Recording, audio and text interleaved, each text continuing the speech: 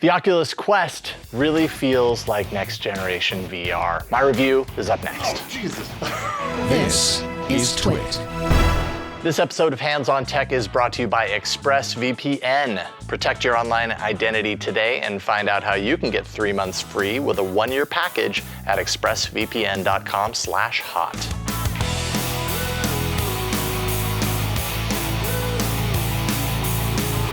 So I have the PlayStation VR at home and a number of games to play on it. The only problem is I rarely, if ever, pull it out. And you want to have one guess why? Well, with all the setup from the PlayStation camera for tracking me in space to the wires that connect my headset to the PS4, it's just enough friction for me to talk myself out of it and maybe play something else instead. It's just not as easy as, say, picking up a controller and playing something on my big screen TV.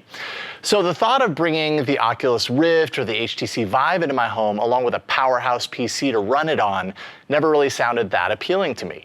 Mobile VR, as you see here, like Google's Daydream, Samsung's Gear VR, and even the Oculus Go, are nice baby steps towards a pick-up-and-go experience, but just not powerful enough for my liking. I kind of got bored of them quickly. What I've always wanted is a self-contained, fully capable VR rig that takes little to no setup and provides an expansive VR experience where I can move around the room freely and talk about checking all the boxes. The new Oculus Quest is out. Let me tell you right now, it's something special, which is not to say that I don't have some minor quibbles about it, but in my experience, this is the level of convenience and power that I feel has the potential to actually move VR more into the mainstream. So, what makes the Quest so special?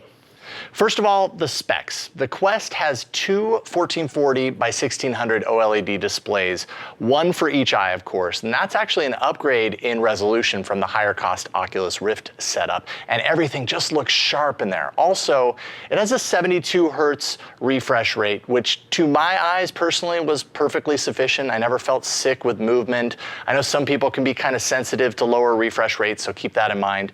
The device is powered underneath by a Qualcomm Snapdragon 835 processor. Now, 2 years ago, this was the top-of-the-line mobile phone processor in the Android space, which might give you some pause, but really doesn't seem to hold the Quest back, in my opinion. Also, 4 gigs of RAM in here to power it.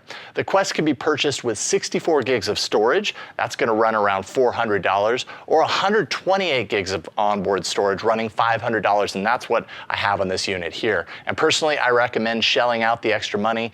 You'll get double the storage if you can. You'll want to do that up front so you can install all of those games on it. Battery-wise, there's enough power here to run you around 2 hours of solid gameplay. That's what Oculus touts, and I absolutely ran into that upper limit repeatedly on my own. If that's not enough for you, Oculus includes a 20-foot USB-C cable that can be plugged in to provide power while you play. Yes, it means you'll be wired once again, but it's better than having to come back to reality. The headset itself is designed to be easy to use with little setup needed. It looks nice, but I would say it's a bit heavy, definitely heavier than the Rift headset, primarily because all of the technology is embedded inside the headset itself.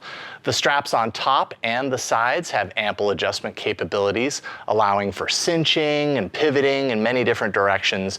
I will say that I could never quite get the absolute perfect fit for my face. I felt like I got it to the good enough point, but never the perfect point. And I could never eliminate just a small amount of light leakage coming up from the nose bridge, but I wouldn't say that was a total deal breaker at all. Comfort-wise, there's no denying that the headset is pretty heavy when you're wearing it, especially after 2 solid hours of play. I definitely felt it, and mainly in the way of maybe a slight headache or a hot, sweaty face, so keep that in mind. Now, underneath is a volume rocker that drives both the onboard stereo speakers as well as headphone ports on either side. You can plug those in, and then that volume rocker adjusts the volume there. The onboard speakers are a very nice touch. They make this more of a pick-up-and-go solution, which I liked. And on the other side of the bottom is a slider that helps bring content into better focus. It shifts those lenses around slightly. It's best to slide that around, lock in the best sharpness for your eyes. You'll enjoy your experience a little more when you do that. Now, these cameras on front are how the inside-out positional tracking happens on the device. That's going to save you from having to install cameras throughout the room. This is where the Quest goes from neat to magical. When powering up the device to use in a given room, the Quest actually enters what's called Guardian mode.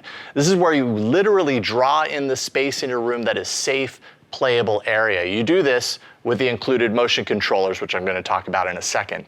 The cameras show a black and white 3D pass-through, and you literally draw that area that surrounds you. And this way, while you're locked away in VR land, whenever you get close to the border of your Guardian space, maybe you're coming close to a wall, a digital grid is going to appear inside that deters you from leaving your playable space. If you start to move beyond it, it's kind of interesting. The real world starts to fade into view. And the rationale there is, of course, that's going to keep you from slamming into that wall. It's incredibly well executed, and the more I use the Quest, the more I learn to trust those invisible boundaries. It's super liberating. This episode of Hands on Tech is brought to you by ExpressVPN. Stealing data from unsuspecting people on public Wi-Fi is one of the simplest and cheapest ways for hackers to make money. It costs less than $7 per month and comes with a 30-day money-back guarantee. Their apps use powerful encryption to secure your data. Just download the app, click to connect, and you're protected. Protect your online activity today and find out how you can get 3 extra months free with a 1-year package at expressvpn.com/hot. That's expressvpn.com/hot, expressvpn.com/hot. Now, the controllers are, in a word, awesome. These are the same controllers that shipped with the new premium Rift S setup, so this isn't some trimmed down mobile version. These are the real deal. The controllers track nearly perfectly in tandem with the headset. I rarely encountered tracking issues when my hands left the viewable space of the camera on the headset. They do take AA batteries, so I'd suggest having a few backup batteries for each controller on hand. But they seem to last a long time. Battery depletion was never an issue that I encountered with the controllers. As for the control options, you get the pointer finger trigger, as well as the side trigger for maybe when you want to pick something up inside the game, and the 2 face buttons on top, as well as the analog stick on top, which is pressable, so you can use that as another button. You also have these wrist straps, of course, to keep you from dropping or tossing the controllers across the room in a moment of in-game panic. As for the games, the library is pretty decent at launch. There's definitely room to grow, though. I played through some of the demos included on the device. Creed was one of the standouts there. Stepping into the boxing ring in VR is an experience to behold. A little intimidating, I'll just say that. I also played Beat Saber, and this is the game that I've heard the most about as being a milestone marker for the capabilities of the Quest. It did not disappoint because, well, who doesn't love wielding lightsabers to dance tunes? I also enjoyed the playfulness of Job Simulator, and even more so, I delighted in watching my 6- and 9-year-old daughters lose themselves completely in the convenience store level of the game. Richie's plank experience sounded more intriguing, I'd say, than it actually was. It's essentially a walk the plank above a cityscape experience that I expected to be a bit more convincing. It's definitely overpriced, so take from that what you will. But I absolutely lost myself in Racket Fury Table Tennis VR. Now, I'm a lifelong table tennis fan. I don't have a table at home, of course. This game feels real. The physics, the fact that you can challenge real players across the world. I literally spent hours playing what felt like real-life ping pong against people I didn't know, and I worked up a sweat doing it.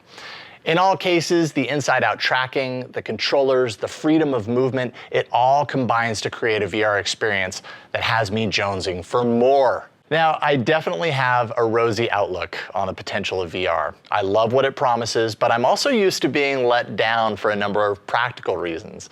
With the Quest, I only have a few main gripes. First, that the comfort of the headset wasn't absolutely perfect like I talked about. And second, that the short battery life can be a real drag, especially when you're lost in another world and you don't want that interruption. But you can plug it in to charge while you play. That's a solid solution. You can even pick up an external battery pack to plug it in, and that'll keep it chugging with no tether. But I long for the day when this kind of hardware can be pushed even further out of the box. So, can you tell I'm smitten? This has been a fun review to prepare for, and I'm sad to let it go. The Oculus Quest is, in my opinion, the VR platform to get if what you want is something that is instantly palatable, easy to set up, and thoroughly enjoyable. With a wider content library coming, things will only get better. I'm Jason Howell, and you can find me talking tech on Tech News Weekly, as well as All About Android every week on twit.tv. Keep up with all the hottest tech news and gadgets. Visit twit.tv. There you'll be able to find and subscribe to all our tech shows. Thanks for watching Hands on Tech.